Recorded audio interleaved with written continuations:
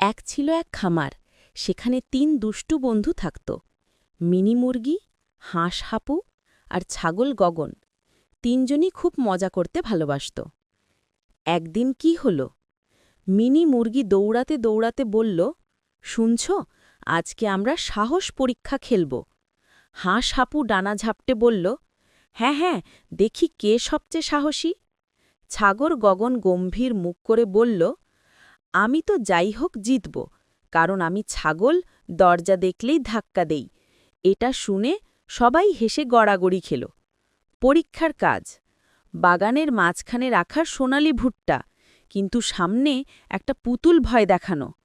পাখিরা সবাই ভয় পায়। মিনি বলে, ওরে বাবা, ওটার মুখ তো আমার শ্বশুরবাড়ির প্যাঁচাকে দেখে বানানো মনে হয়। হাঁস হাপু বলল, আমি একা যাব না, আমার তো পানি ছাড়া সাহস কাজ করে না। ছাগল গগন বলল, আচ্ছা ঠিক আছে, সবাই মিলে গেলে ভয় কি। ৩জন মিলে এগিয়ে গেল। পুতুল দেখে সবাই একটু ভয় পেল, কিন্তু মুরগি বলল, একলা গেলে ভয় লাগে, কিন্তু একসঙ্গে গেলে মজা লাগে। হাঁস সামনে গিয়ে পুতুলের টোকা দিতেই পুতুলটা ঢেং করে পড়ে গেল। ৩জনই হাঁসপাস করে হাসতে লাগল। শেষে ৩ বন্ধু ভুট্টা ভাগ করে খেল।